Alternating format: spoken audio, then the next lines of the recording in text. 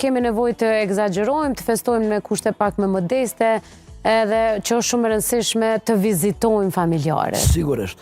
Edhe kjo është një pjesë e rëndësishme.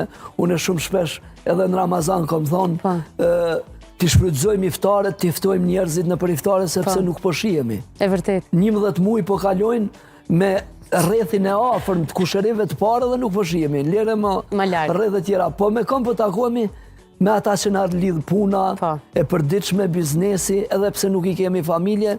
Kurse familjarët po ja na shkalojmë me dashje apo pa dashje. Prandaj duhet jemi sa më të kujdesshëm që në këto ditët e Bajramit t'i vizitojmë të tjerët, të afërmit tonë dhe ata që nuk i kemi çdo ditë në programet tona jetësore, sepse është edhe sunnet edhe i Muhamedit sallallahu alaihi wasallam. Pejgamberi alayhis salam i ka vizitue të afërmit